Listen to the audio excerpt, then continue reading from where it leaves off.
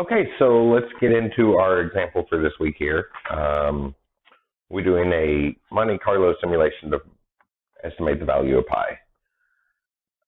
And a note, just to make sure it's stated a couple times in here, these lectures, the Module 2, second lecture for Module 2, may end up being a couple parts, like an A and a B part to it. But I am intentionally shooting these out of order. Hopefully that's not going to show up in the editing, but it might. This is the one I sat down and tried to do that, intentionally making it out of order to practice making a plan for this. I've made that point a few times. So it does show up in different places. You can practice it. It doesn't necessarily have to be software development. It might help. But I'm kind of checking to see where I need to work on different points for making a plan. So these are being shot out of order. Hopefully it's not going to show up too much in the editing, but jumping into the example here. So first off, our syntax for this week. This is Module 2.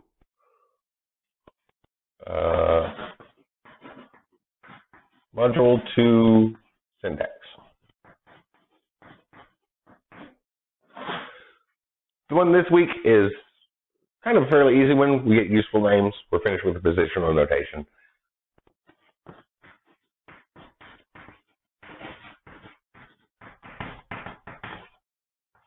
The term is juxtaposition. That's a generalized term. It means put things next to each other. So juxtaposition is like multiplication in math class, right? If we want 3 multiplied by x, 3 times x, we just write 3x. Juxtaposition just means put them next to each other. So naming our variables that way just means we're going to come up with some useful names and put them right next to each other. Put next to each other. Something like that. So like a user's name. We would just take both of those words, user, then name, and smash them together into one word.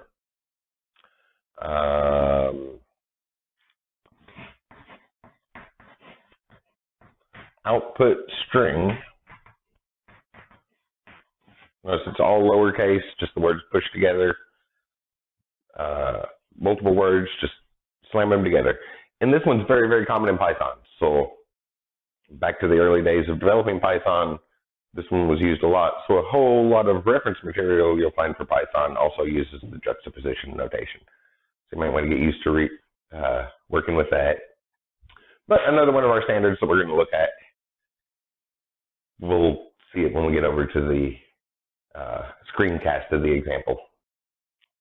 So let's get started into our example here. I'm going to erase the board, so I'm going to need lots of space for this one, for the setup, because the setup on this one is the important part.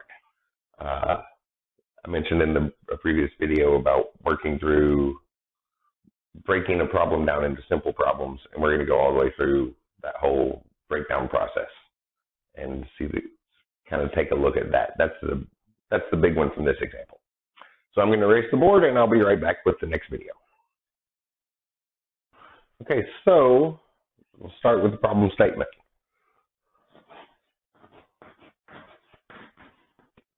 What is the problem we're trying to solve here? Well, we want a reasonable estimate for pi.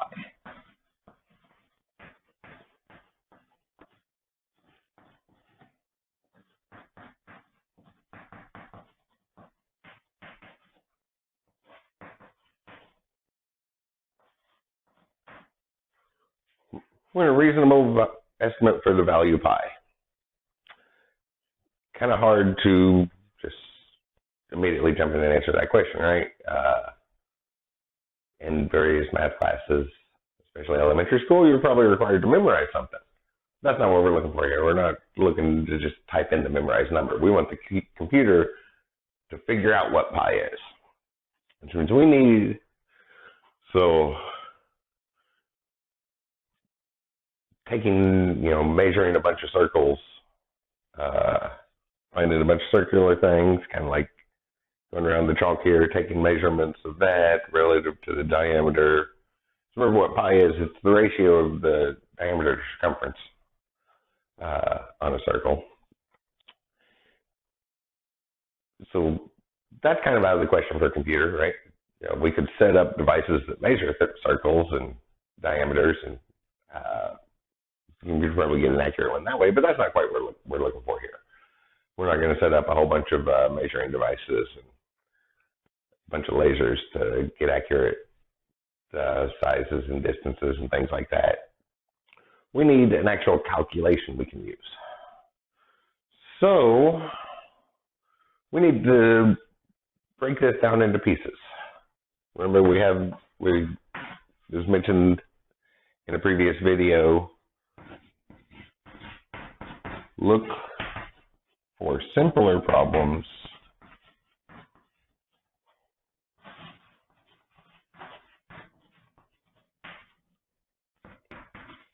inside the big problem.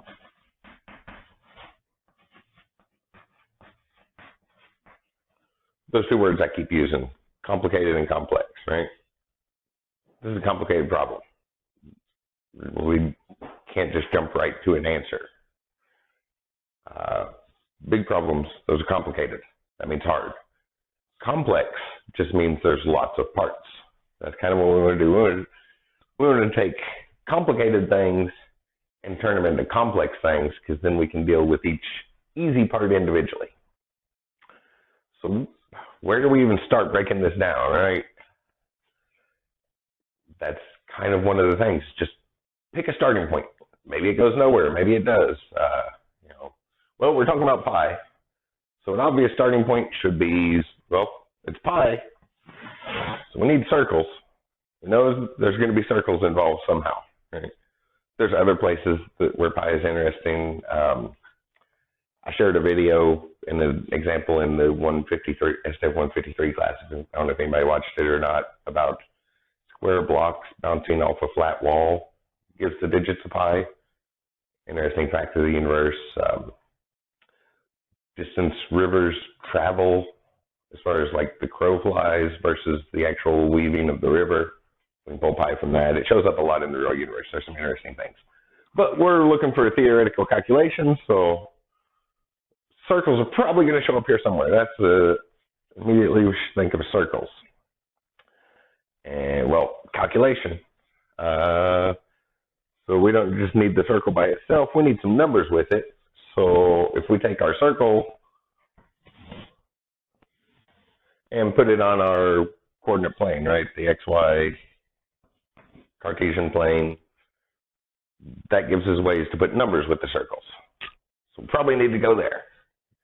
And this is kind of the first step, just almost randomly asking questions. Well, what do we have? What can we work with? Where can we go? Maybe it goes nowhere. Maybe it does go somewhere.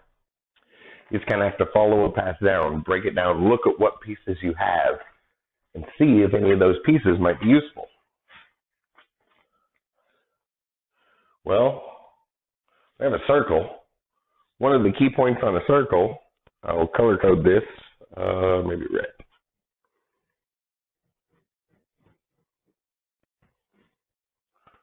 We know a circle is also going to have a radius, so we'll probably need that. That's likely to be involved in there somewhere, just listing out the pieces we can think of that might be of use. Well, the radius does kind of lead somewhere else. You all may not have heard of this one before. The unit circle. If you haven't heard of unit shapes, for all of our basic shapes, there's a version for working with math that we call the unit shape, which is the one centered at the origin that passes through our ones, basically. The one that passes through -1 and +1, +1 and -1. So in circles, that's kind of nice because then our radius is 1 if we work with a unit circle. So let's add that on the list of potential things. Maybe it'll be helpful. Radius equals 1. Because 1's a nice number in math, makes a lot of things easier if we get into multiplication and stuff. So maybe having a radius of 1 would be helpful. Just kind of going through the steps and things that we might know about a circle, see where they go. Just breaking it down into pieces, see what we have to work with. So that gives us the unit circle. Might need a little bit more for this. The unit circle on itself might not be very helpful. What if we also take the unit square?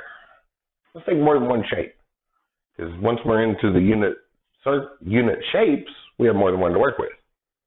We might have the unit triangle, the unit pentagon, octagon, unit heptadecagon, 17-sided unit thing. But maybe a square would be helpful. That's two of our basic shapes to work with that from elementary mathematics we know a lot about, right? So the unit square, centered at the origin, and passes through all our ones, basically. Passes through the positive ones and the negative ones. Just drawing that on there, now kind of have something to work with. There's square, we know a bunch of formulas about squares. The circle, we know a bunch of formulas about circles. So maybe we can draw some information out of that randomly to find, run simulations.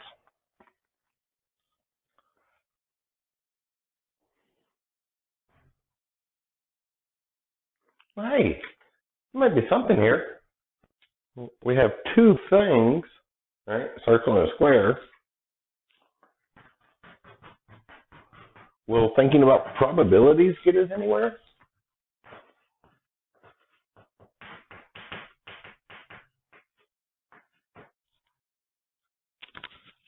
It's obviously not 50-50 here.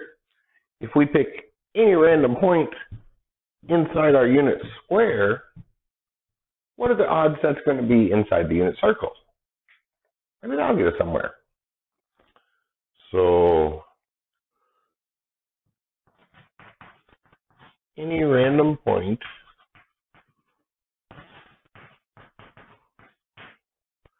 and we need to be inside any random point inside our unit square. That means the x value goes from -1 to +1, and the y value also goes from -1 to +1.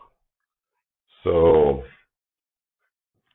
x is between -1 and 1, and likewise some y value that's between -1 and 1.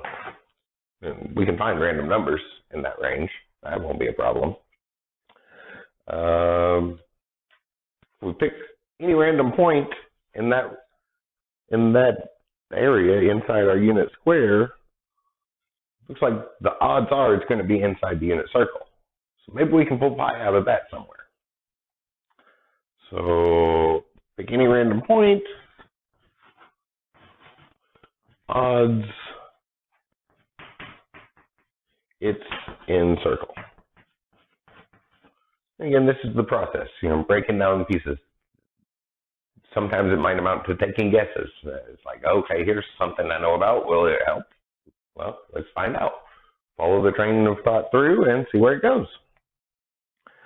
And then the simulation is just going to be doing this lots of times, right?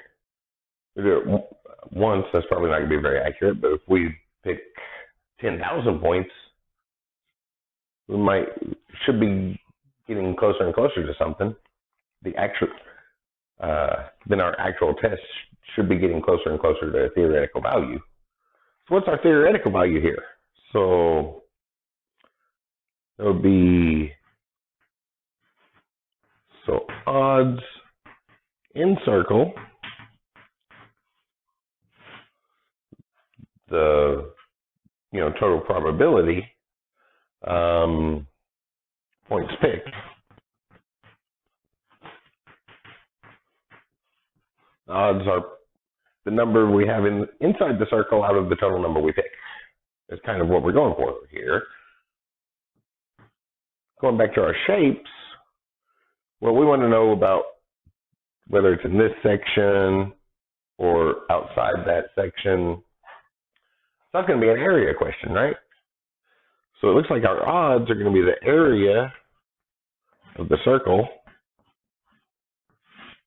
over, well, the points we're picking are all going to be inside our unit square, over the area of the square. Which, if we plug in some numbers, see if we get a formula here. The area of a circle, you might remember from a math class somewhere, we find that from pi r squared, and the area of a square is length times width, or the side length squared, and each one of our sides looks like it's going to be too long, right? From -1 to +1, and then this side goes from -1 to +1. So each side has a length of 2. So that's going to be the side squared, which we plug in our numbers. Radius is 1, so we get pi times 1 divided by 2 squared, which then gives us pi times 1 is obviously just pi, divided by 2 squared gives us 4. So that's our theoretical odds that a random point inside the unit square will be inside of the unit circle, pi quarters, pi divided by 4. And if we run this simulation, take more and more points, it should get closer to that. So we should be able to approximate that theoretical value by counting the number of points in our simulation that are in the circle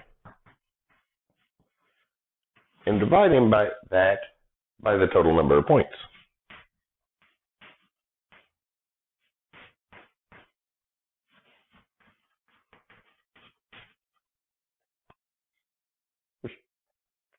We can pull a formula out of this, right? Just do a little bit of cross multiplication. We want pi by itself, so to get the 4 away from it, we'd multiply it by that, and we get pi should be approximately 4 times the number of points in the circle.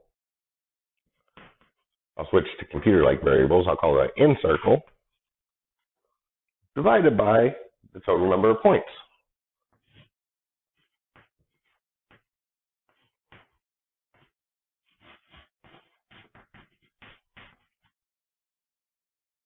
There's a formula that might work for us. Let's kind of draw a box around that. And the general process here is just start with a question and just start with the big problem and start asking questions, breaking it down, looking at the little pieces that you can find in there. You know, maybe something's going to be helpful, maybe it's not.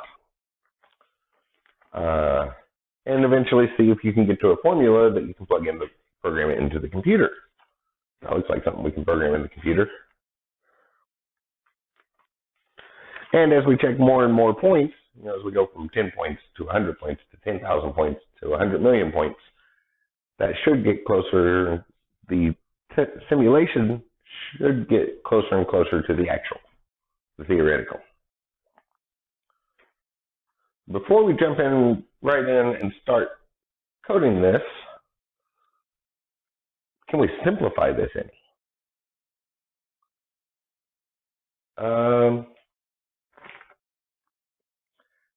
We have this picture, involves some negative numbers, some positive numbers, this range of things. Could we simplify this any? So basically, this question.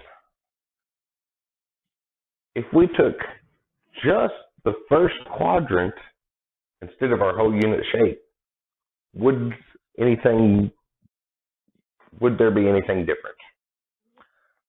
Take a moment to think about it. Don't just jump to an answer because I asked that question here in this video. Actually, take a moment and see see if you can maybe pause the video and see if you can think through, would there be any difference if we took just the first quadrant instead of our whole shape?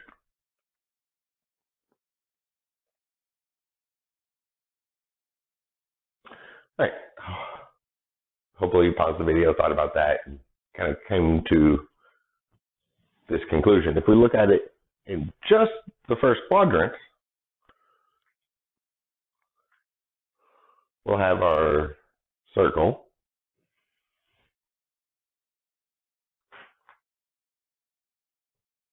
Here's a 1. Here's a 1. Here's our point 0, 0. Then we have our square.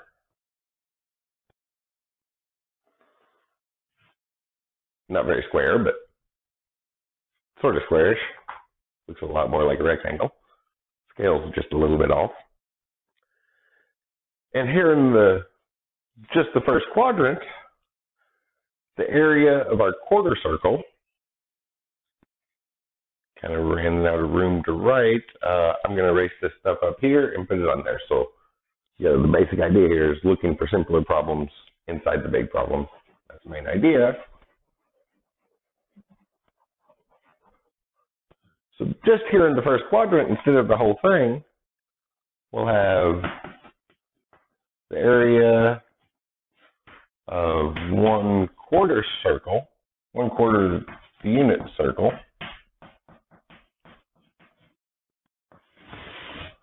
And then we have a 1/1 square.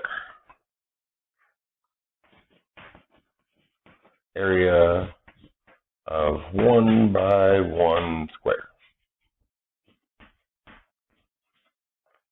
Which our unit circle, we already found our area over here. The unit circle area of the unit circle is pi. So 1/4 of that is going to be pi quarters,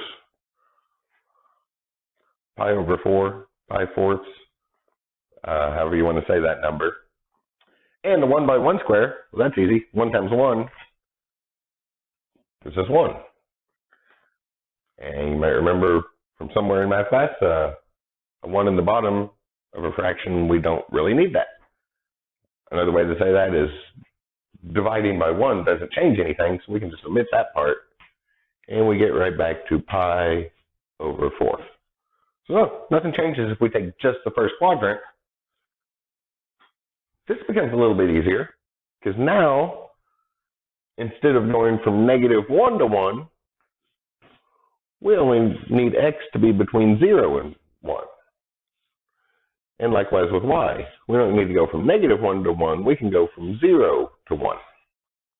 Which makes random numbers a whole lot easier, because hopefully you remember from your SDEV 120 class, our basic random number is a floating point number between 0 and 1, including 0 but not including 1, is our basic way to get random numbers from a computer. And that's what we need here. We can go through here and get to this formula and hopefully get a reasonable estimate for the value of pi out of it.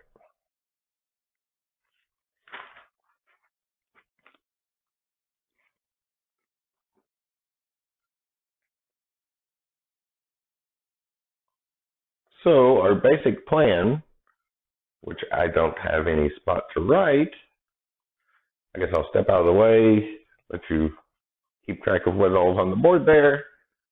Then I'll render down this video and write up the basic plan based off this information, because I'm going to have to erase some of what's on the board here in order to get to the actual planning part. If you need to pause that, you can pause that, get all that information. Hopefully all that's the process that we just went through to get ready to make a plan, makes sense. That process of breaking it down, looking at what we have, asking questions, just seeing what's available. Obviously in videos we don't have a whole lot of time to waste, so we didn't take a lot of wrong turns in this, but the idea there is, just start asking questions, see what you can figure out along the way. Maybe something, maybe a point you find that you think might be helpful doesn't go anywhere. Maybe it does.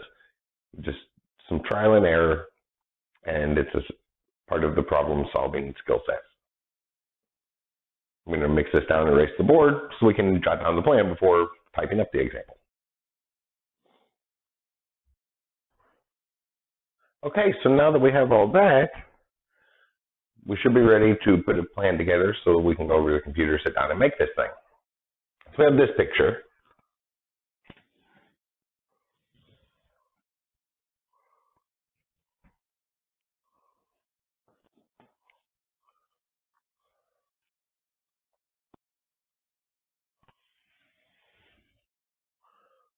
Our unit, the first quadrant portion of our unit circle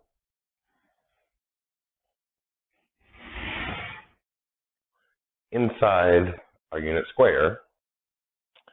And when we look at the probability of a random point inside the unit square, which is a random point between 0 and 1, the odds that it will be in the circle, we end up with a formula we can punch in put into our program, that we should be able to find pi,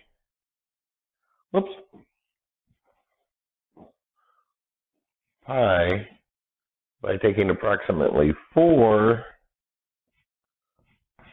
times the number of points that land in the circle divided by the total points.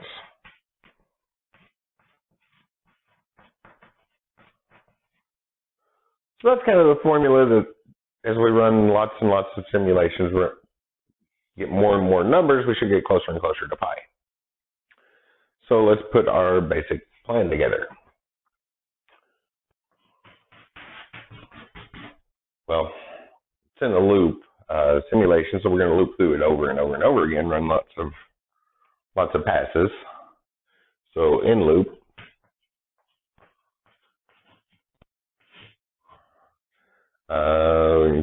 first off, we choose point.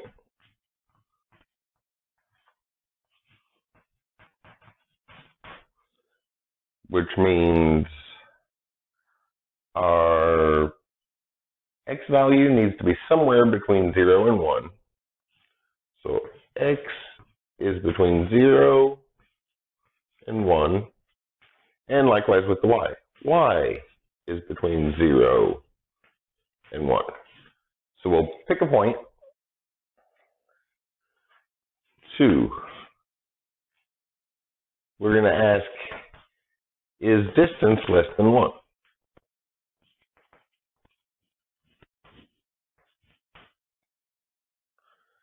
We know the radius of our unit circle is 1, right? Put that on here. Any place we go here,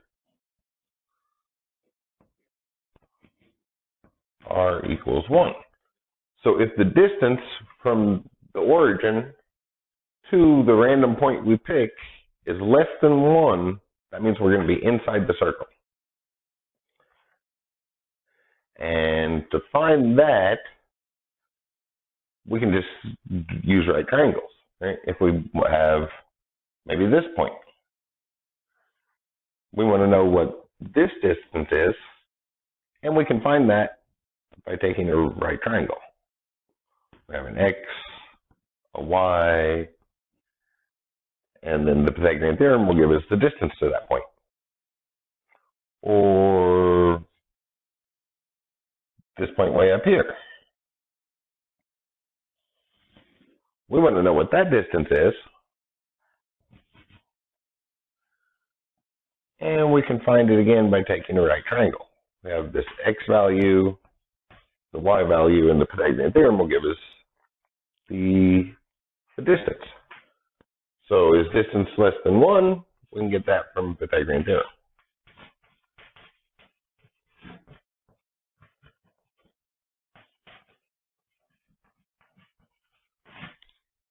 And again, remember, this is sketching out the plan. It doesn't have to be nice and neat here. Maybe you work best with a highly organized, detailed plan, which you're going to want to do a lot more detail than mine. I usually do rough sketches Sometimes it'll just be like a list of words to keep me focused on what order it could go in. The third thing, we need to check that, right? So if distance is less than 1, well, if it is, then, well, I'm just going to abbreviate here. Circle plus equals 1. We're going to increment what's in the circle. The points that landed inside the circle if it's smaller than 1. Otherwise, well, if it's not in the circle, we still need to count it for our total number of points. So, well, I guess we can do both of them in the if statement. I was going to do one or the other and then do it afterwards, but again, total plus equals 1. Then we can get to that else. And if it's not in the circle, then we just increment our total.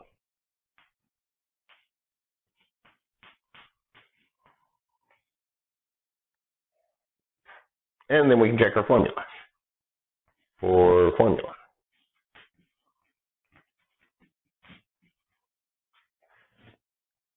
That formula. I don't need to write it up here twice.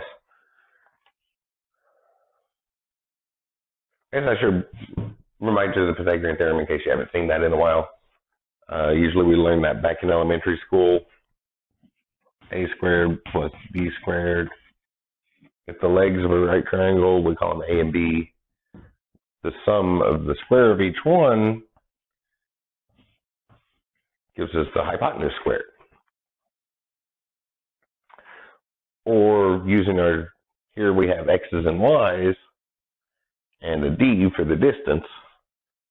So d squared equals x squared plus y squared. If we kind of turn that around and take the square root, we'll get d equals the square root of x squared plus y squared.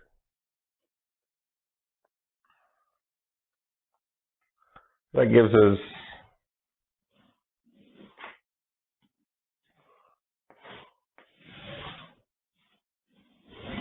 the two main formulas we'll need to work with there. Shouldn't be any trouble to punch those in the calculator, or punch those in the computer, not a calculator. Even easier in the calculator that's already programmed for us, ready to punch in. We'll see the syntax for that, taking square roots when we get over to the computer. We'll have to import a couple modules to work with, go over our syntax for loops, obviously, our syntax for ifs. So you can see there's a bunch of syntax things in this example that we'll cover. And it's a loop, so we need a little bit more here. We have to get ready, prime the loop, is terminology you've probably heard. Looks like I have a little bit of room to write here still.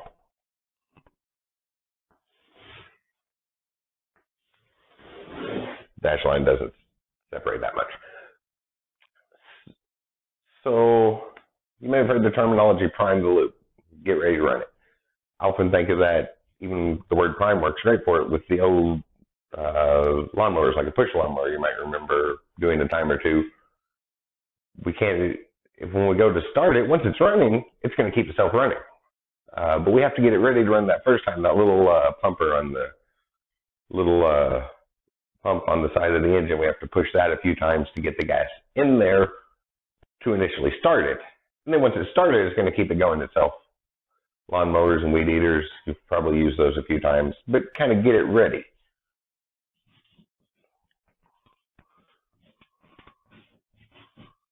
Priming the loop, just like priming the engine on a weed eater or lawnmower.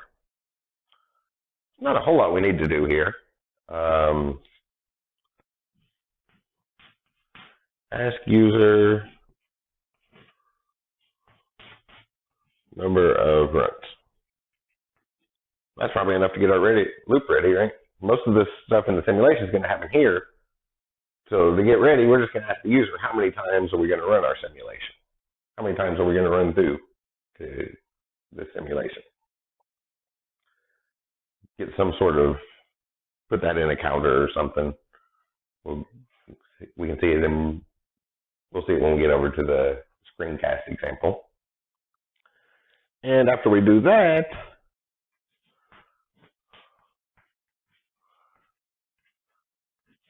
after we finish running our simulation, however many times the user wants us to run it,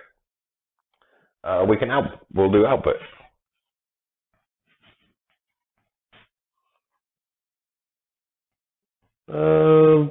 Probably want to output the actual value of pi to compare it, right? Output actual pi and estimate for pi.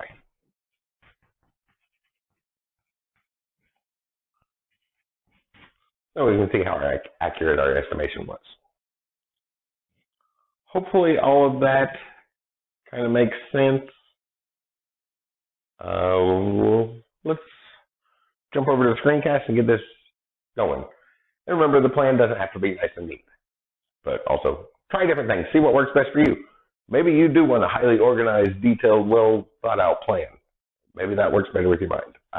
Mine are usually quick sketches, really messy, and I had to focus on putting it on the board nice, a whole lot neater than I normally do. But whatever works best for you, all of us think differently. So you want to experiment around and find that on the easy problems. That way when you get to the hard problems, you'll know what to do. But let's go over here and put this plan into action. Okay, so now that we have our plan together, let's jump on idle here and put this together, put this plan into action. Open the start menu, search for idle.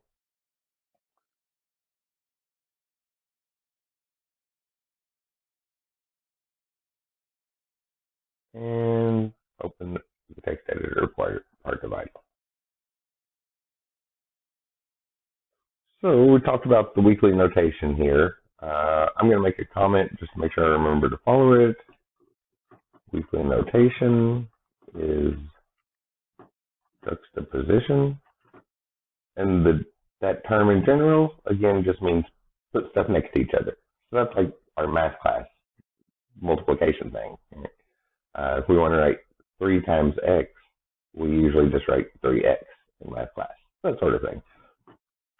And it's very common in Python, been that way for a while. So a lot of your reference material when you go to look stuff up about Python syntax will be written in juxtaposition. So you might want to get used to it.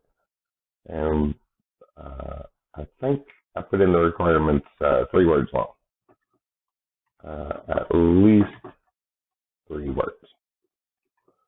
So I'm just going to kind of put this together. I'll try to keep that in mind as I do it, but I want to make sure I meet that notation in the requirements in the example. So if one of them is a little shorter or something, we'll change it at the end, like we saw in the previous examples. The working version does not have to match the final version. So one thing I've found over the years that I kind of like to do relates to pseudocode. Y'all might remember doing pseudocode in the SDEV 120 class. And sometimes I'll start out kind of just writing the pseudocode here and then replace it, obviously comment it out, and then replace it with the actual code. So our basic idea started with ask user for number of runs, then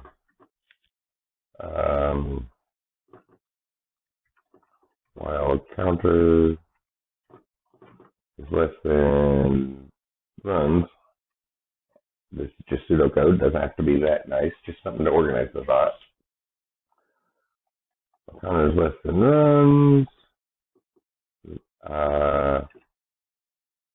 Take point.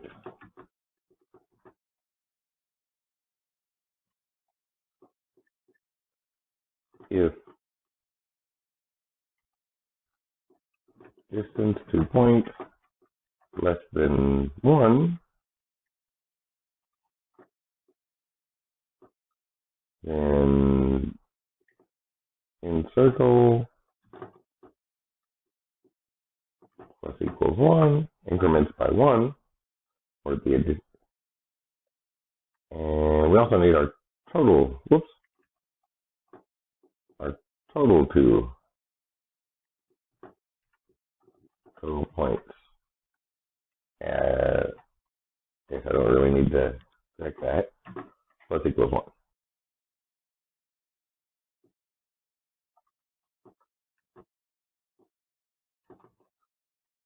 If it's not less than 1, which means the point fell outside of our circle, if you think back to that picture we drew,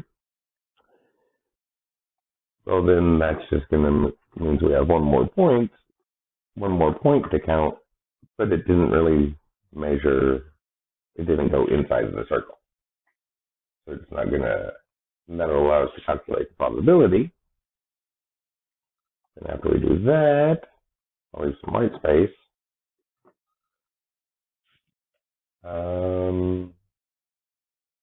Then we have our formula.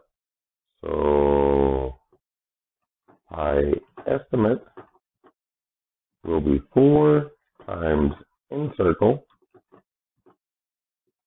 divided by total points, which that is not juxtaposition, that is camel case. That's what I'm most used to typing in, so that just kind of came out when I typed this, but we'll put the actual code in juxtaposition. Let's see, I'll leave some more white space. I'll go ahead and put in loop. This is pseudocode to tell what's what. And then print actual pi.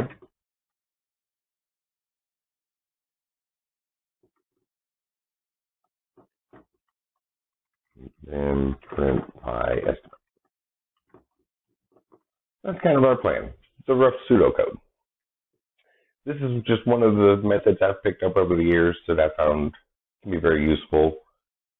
And that's to start out writing the pseudocode of the basic idea. Pseudocode doesn't have to be nice and neat. Typos here aren't going to hurt anything. And then we'll come back and replace the pseudocode one line at a time with the actual code. So this first one, that's kind of what we saw last week, right? We need to get some input from the user. So we need 3 words using juxtaposition case this time. 3 words in juxtaposition. So number of runs, that's 3 words, and that's juxtaposition case.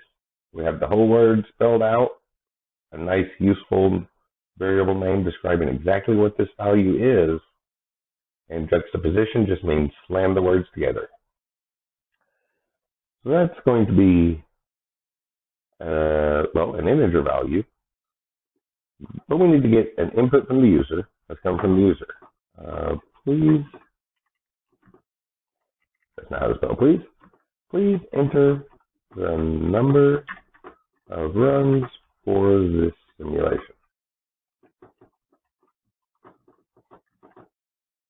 That gives us, still typing a number, but like we saw in the previous examples last week, that number is coming from the keyboard, so it's coming in as a string. We need to cast that into an integer, which we have this pre-built function int to do.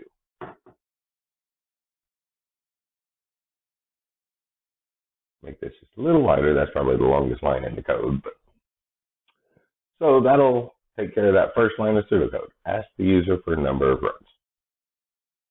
Done with that one. Next, we need a while loop. Oh, well, actually, our while loop is going to look at this counter, so we better remember to put a counter in there.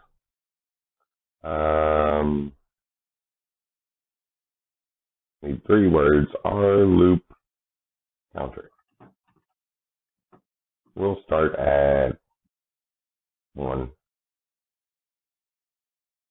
or 0. That'll work. We'll start at 0. Now we can run, that gets our setup. So we have the number of times we're going to run and the number of times we're going to go through the loop.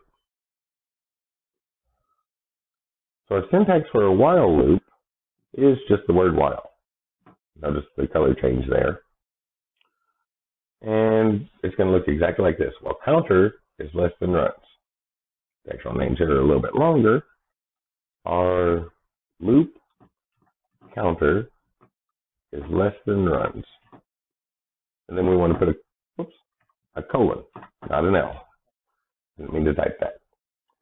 So as long as this statement, this condition is true, our loop counter is less than, I should say, number of runs. Number of runs.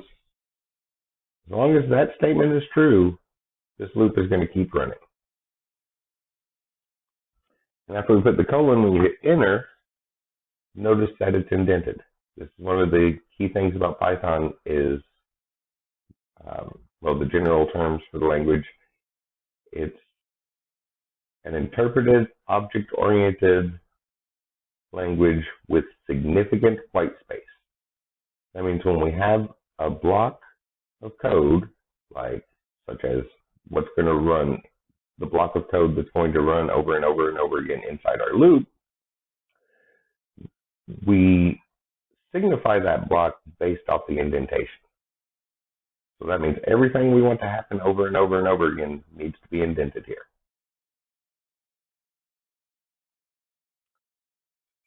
So the first thing is pick a point.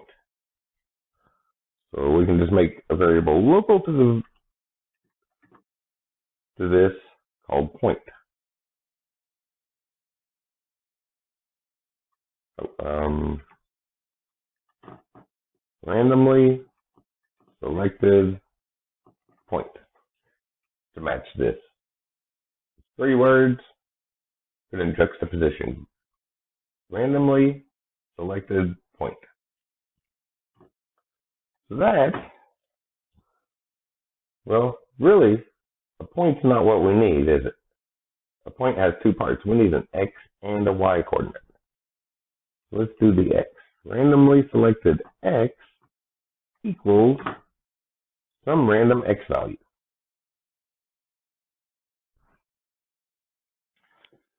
So to get a random number, it's built into Python, but we don't have it by default. We have to import a separate module. The book talks about this a lot. Also, I usually do this a little bit different than the book does, so I'm going to go ahead and show you how I do it, as well as what the book does. So we need to import this module called random. And this is just a separate file, a library that has a whole lot of random objects already built in. So the book kind of does it this way, over and over again. In that case, then we can ask for something from that module. So random module that we just imported, we use the dot operator to get something out of that module. So random is one that will give us a number between 0 and 1, including 0 but not including 1. The standard random number thing that you hopefully saw in the SDEV 120 class. So the book really likes to do it this way: import the module, use the module name and the dot operator to call that. Personally, I do it slightly different. I'll explain this in the comments when I send this out. There's other things we could also do as R to extend this one. I might as well show this. And then we're going to refer to this random module just by the letter R. So like R dot, well, that module has a method in it called random. So we can call it that way. The one I generally prefer to use, I'll comment that out, is the from notation. So from the random module,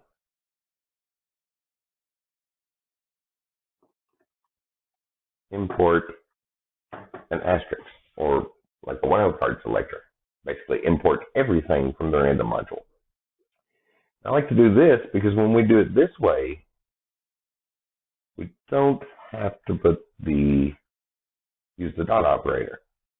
everything from this will be imported, and it will act like that's just one of the core libraries in Python, so we don't have to call the module to work with it. That's just the notation I prefer to do this. All of them work the same. When I come back and add comments, I'll add in the way the book likes to do it. I'll add in versions of both of them when I send out the examples. But this is the way you'll usually see me do this. So from random import wildcard selector, or basically from random import everything. And that way we don't have to use the dot operator to call these things. That's just my personal preference, and the book never mentions this one, and I think it's a whole lot easier in some cases. I guess I should specify, overall, I kind of mix and match it. The ones that I want to treat as part of the core library, I do this. And on big projects, other ones, I'll import things and use the dot operator, but we'll see that later. This is kind of the way I prefer to do it, so you'll see me do this a lot.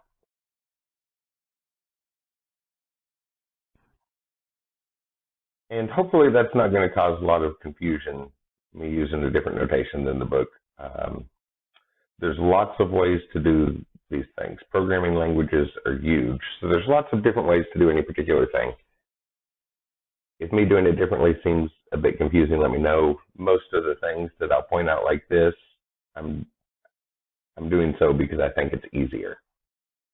But that gives us our random x point, x value of the point that we can check and do all this checking on.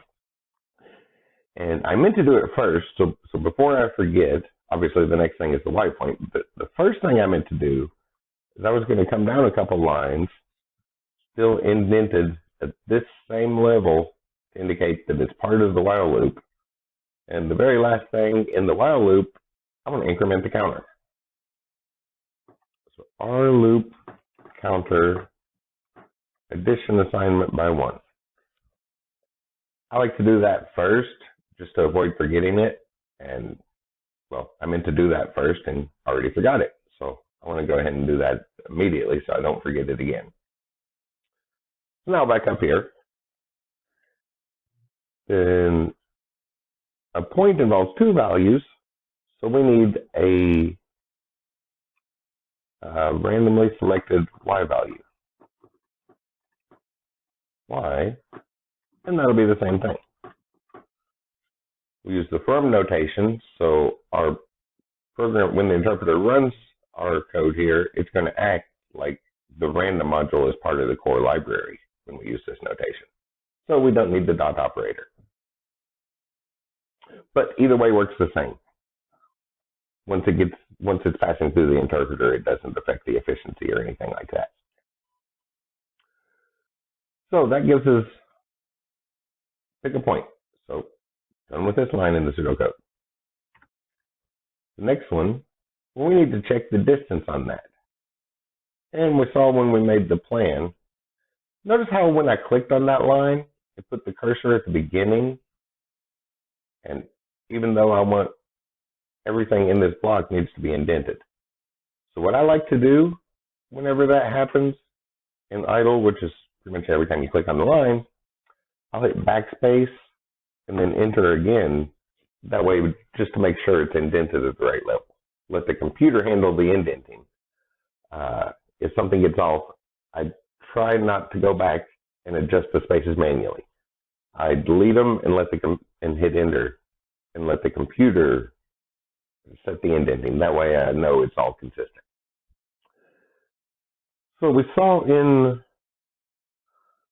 the plan that we can find the distance from that point to the origin just with the Pythagorean theorem. In the Pythagorean theorem, right, we subtract our x values and subtract our y values. And that's even easier when we're going to the origin, because then we're subtracting 0 in each case. So we need a value to hold that. So distance to origin. Distance to origin in juxtaposition, at least 3 words long, is going to be, well, we need the square root of those squared. So the square root is in the math module, so we have to import another module.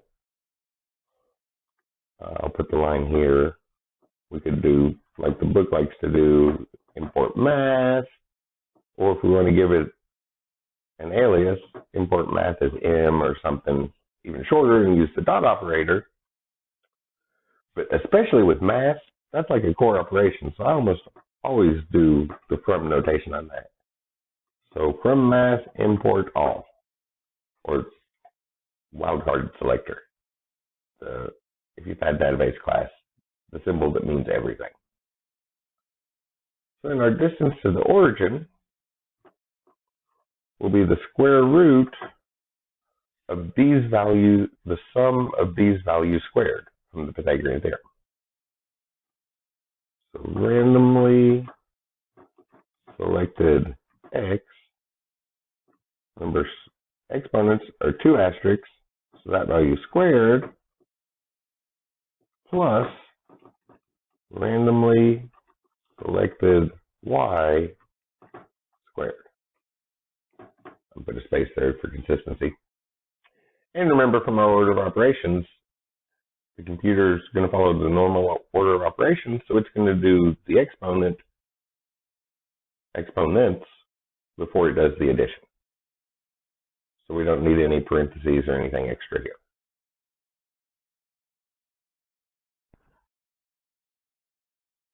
So that gets us a random point and how far it is from the origin. Well, when we set up our plan, we already figured out that if that distance is less than 1, then that means we're inside our circle. So that's going to be the if thing we check. So if distance to origin, and remember, you can just copy and paste these if you want, or like we did the other day, use another word and replace it at the end. But some of these are kind of long, so if you want to avoid a typo, it's probably a lot safer to copy and paste. But if the distance to the origin is smaller than 1, and again, just like in a while loop, keyword, the condition, a colon, our keyword's if, so we're like asking a question. Is the distance to origin less than 1? Then a colon. And if the answer to that is yes, well, that means we're inside circle. So we need a variable to represent that. So inside of circle plus equals 1.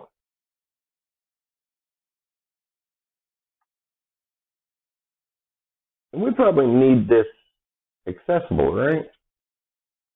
There's a little thing about scope here. We're making it inside this block, so it's local to this if block. We want to have one that's global, that represents, that goes with our entire program, not just this little bitty if block here. So to do that, there's a couple steps. So to make it global, well, first off, we have to declare it outside. So inside of circle, we're going to start that off at 0. Because we don't have, at this point, we haven't picked any points yet. So obviously we don't have any. And while we're up here, might as well use total points. Total number of points. That's at least 3 words written in juxtaposition, which is also going to start at 0 at this point. So now these are available. They're over here, the furthest out on the indenting. That means they have this full global scope. So we can access them from anywhere in our program.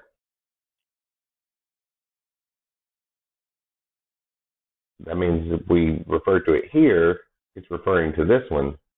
So we'll have that whole thing going.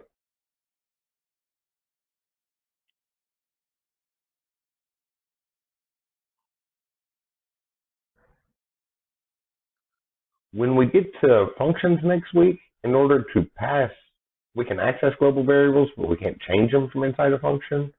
So we'll need a keyword there, but we'll see that next week. In this example, just the while and the if syntax. If they have global scope, which means we created them outside of any other blocks, any indented blocks, then we can access them from here. So this is going to increment this counter by 1. As we go through the loop over and over again, it'll keep incrementing it. And we need to do the same thing with our total number of points. Total number of points, addition assignment by 1. And notice that that's what happens if this condition is true. So is distance less than 1? If the answer is yes, then it's going to do these. And notice the indent level is the same. And that's all it's going to do for the if block. So to finish the if block, we undo that indenting and then enter our next segment of code, which in this case is an else. Because we basically have a yes or no question. Is distance to the origin less than 1? Yes, we do this. No, we'll do some other stuff. If the answer is no, well, then we don't have to say it's inside a circle. We just add another point to this counter. So total number of points, again, increments by 1. And down here in our pseudocode, that takes care of that point. So we can clear that out of there. Well, still inside the while loop, now we need to calculate our estimate of what pi is based off those things. I guess we could do that outside the loop and just do it once at the end. Yeah, let's move that outside the loop instead of inside the loop. So that'll bring us to the end of the loop, which ends there. We'll increment the counter, then go back in and check that again and keep incrementing those values. And we define what's inside the loop based off the indenting level. So when we're done with the loop in Python, we just undo the indenting, come back over to the edge here. And the last line, which is down here now, once we're done with the loop, then we can find our estimate for pi. So estimate for pi is going to be this formula. 4 times the number of points in circle, which was called inside of circle, divided by the total number of points. Total number of points. That will give us an estimate for pi. And then we can print them out and see if we got how close our estimate is. So I'll delete that pseudocode. We're finished with that now. And after we find our estimate, we'll print our estimate for pi is plus. Well, we don't want to format this anywhere. We don't want to cut off any digits that we have because we want to see how accurate we are. So we're just going to cast that whole floating point number into a string of estimate for pi. And then we'll print out the actual value of pi. The actual value of pi is, and not really the actual value because pi is an irrational number, but the value that is kept in the computer, well, that's a constant that we have in the math class. We can use that one. So if we had imported that the way the book does, we would spell that out by just writing math.pi from the math module, the constant pi. But using the firm notation, we don't need to say what module it is or the dot operator. We need to say pi. It's held as a constant in there.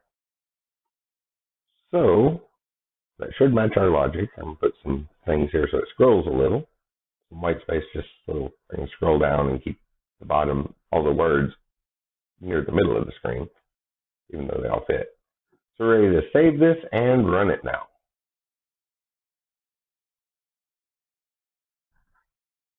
And you all know the routine at this point. Control S to save it.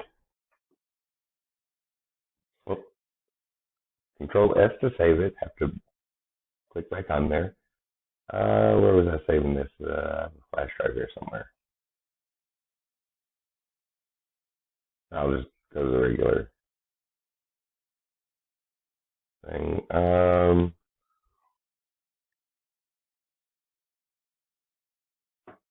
Estimate for pi. Let's call it that. .py. So Control S to save it, then F5 to run it, and then we'll come back and figure out where we messed up and fix the errors. Oh, first line ran. Please enter a number of runs for this simulation. I'm just going to put a small number, so we'll start with just 10 runs. Oh, here's an error already. So what happened here? We trace back on line 25. Well, we're in idle, so we don't really have line numbers. We could count to 25. But it looks like it was incrementing it. And total number of points is not defined. So line 25, well, here's the two where we increment it. So it was one of these. In either case, TOTAONUND.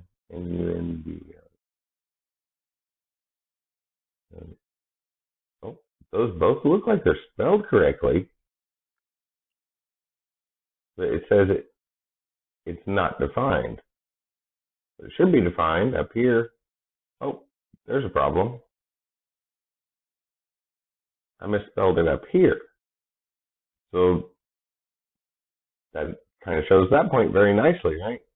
It crashed on line 25, but the problem wasn't on line 25, whichever one of those two it was. The problem was way up here. There's an extra O in total. Let's take that out. Control S to save it. F5 to run it and see if that works.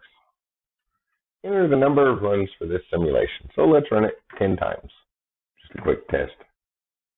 Well, went a little further. It got to our estimate for pi. Printed out our estimate, but it didn't print out the actual value. And the problem here, so it has to be on the very last line, line 37. Actual value of pi is pi. That line can only concatenate string. Oh, so the problem is, forgot to cast the constant pi into a string. We remembered it for the estimate, but so turn pi into a string, and we need another parenthesis there. So our casting operation, our casting function, to turn the constant that's built into the math module into a string, then concatenate that under. So let's see if that works. Control S to save it, F5 to run it. I'll enter the number of runs, 10 runs. Oh, that got all the way through. Our estimate for pi is 2.8. It's not very close. But this is a probability thing, so as we get more and more runs of the simulation, we should get closer and closer to pi. So let's come back over here and run that again. Let's do 1,000 runs this time. It's a computer, it'll go through 1,000 really quickly. Well, that's a whole lot closer. 3.176 is a whole lot closer than our first one. Still a little ways away from this. Let's run it a couple more times. So F5. Let's run it 100,000 times. Well, it took a little bit longer, but looks like we hit that number that we usually try to remember, right? 3.14. And as we get closer and closer, which this is again at the bottom, so to clear all this, I usually just close that and run it, hit F5 to run, and it'll open it back up. Get all the previous runs out of the way that way. Let's run it 1,000,000 times. 1, 2, 3, 4, 5, 6 starts to take a noticeably longer time, but we're still just kind of circling in on that value. So maybe one really long one here. F5, 1, 2, 3, 4, 5, 6,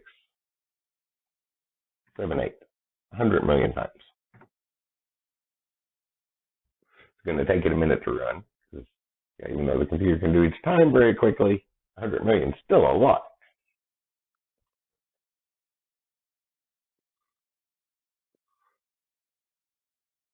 I'm going to pause the video and come back. Whoops, had to do some video editing there. So back here, ready to run this. I think we've ran it a couple times at this point in the video, so maybe 10,000, maybe 100,000. Start to get values closer and closer to pi.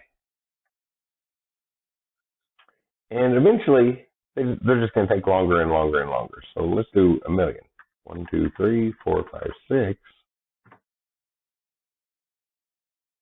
But you notice it's going to take longer and longer and longer. And we're getting really close to pi.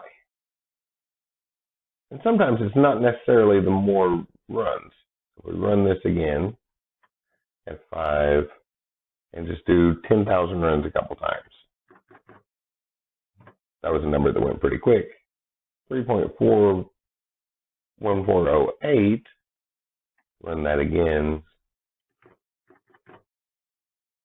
10,000 times. 3.12. So you can see both of those were 10,000. One of them was a lot closer than the other. And the point of this wasn't really to find the value of pi. We can just ask for that from our math module. The main point of this, well, is obvious the syntax things. So with Python, white space is significant. So we define blocks like the block of what's going to loop we define by this indenting level. And then we can do the same thing with our if block. We define our true or false section of the if block based off the indenting level. And don't forget the little colon at the end of each one of those lines before entering the indented part. But syntax we can always look up. One of the main points of this example was that breaking down a problem, how we got to the plan. Hopefully all those steps made sense, maybe if not the exact steps, the general idea there of we start with our problem and we just start breaking it down into pieces and looking at the pieces we have, looking for something we can grab onto to build back up a solution from the problem. Hopefully that part made sense and the general syntax here is all making sense. We'll get lots of practice with the syntax. Then our weekly notation. Hopefully all that makes sense. We'll do a quick wrap up back over at the board and I'll send this out.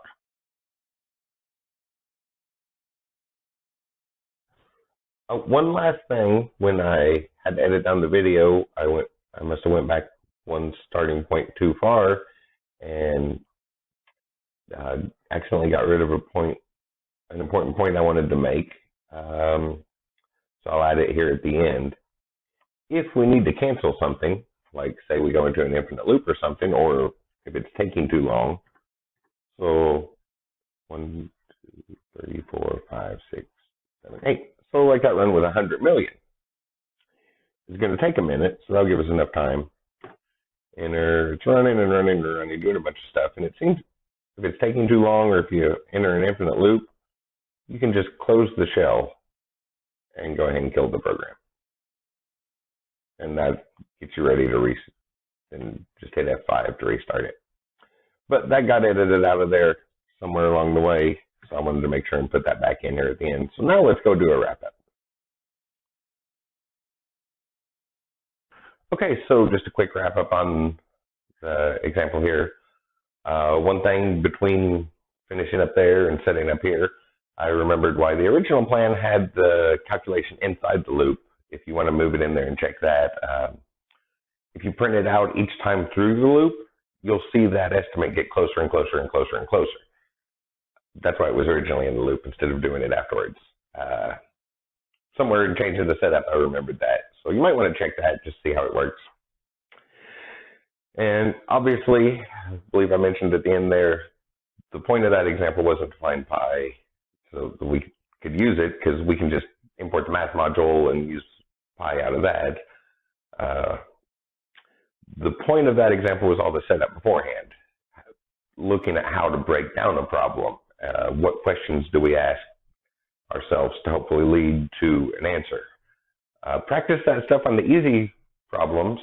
You know, if you can jump immediately to a solution, that's definitely one you want to analyze and look at how you were able to jump immediately to that solution, so that when you hit problems that you can't jump immediately to the solution, you'll know what you did on the ones that can work and kind of improve those skills. So to finish up here, another one of our UML diagrams.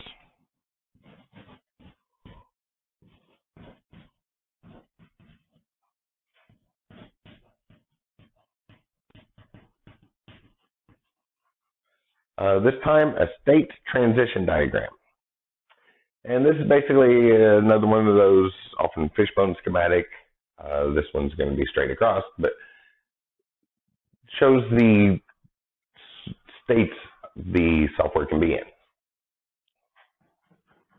So obviously we have our starting state. That's usually represented by a little dot in the fishbone schematics. Then in this particular case, the first state we get to is the input.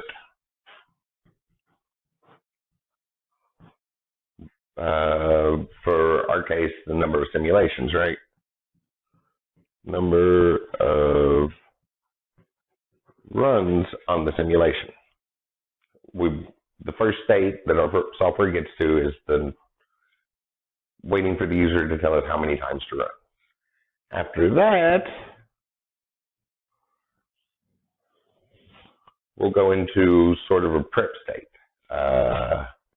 setup. Right, we got the input from the user, waited for the input from the user. When we got that, the next step was to set up the variables we would need, sort of a setup, a preparation state. Then our state jumps into the looping. I'll just do all these as ovals. Loop, the actual simulation. And that's the one we spent the most time in, right? Going over and over and over and back and forth and around and around and around, going through that loop. But the difference, this represents the states the program can be in. It's often a very straightforward one like this, but technically could be a fishbone schematic like we saw the other day with things coming out. And just think about the flow from the start to an end over here after we do the loop. We enter a state. Try to make that somewhat legible.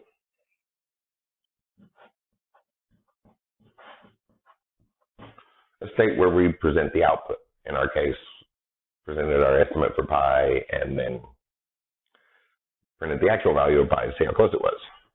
And the original plan had that estimate inside the loop so that we could print that out each time and watch it get closer to pi. That slipped my mind as we were doing the example. And then finally, typically a dot to represent the end. So that's the basic idea of a state transition diagram. What is the state of the program at a given point in time? As time progresses, what states does it pass through and in what order? And again, if it's doing multiple things simultaneously, we can run the little side pieces out for a fishbone schematic. We didn't really have any here, but if there were some other states going on, we could throw them in there quite easily. But another one of our UML diagrams, which, remember, UML is the international standard of communication amongst programmers. Well, really amongst all of IT, but programmers tend to do a lot more international communication than some of the other IT fields. So state transition diagram, and the main point there, was all that stuff at the beginning. How do we break down a problem? What questions do we ask ourselves? And on the easy ones, practice that. Especially if you can jump right to the answer, because then you can look through and ask yourself, what did you do to be able to jump right to that answer? So when you get to one that you can't do that in, you can practice a little. So that'll wrap up this example, and I'll get these videos mixed down and probably get started on the next ones almost immediately.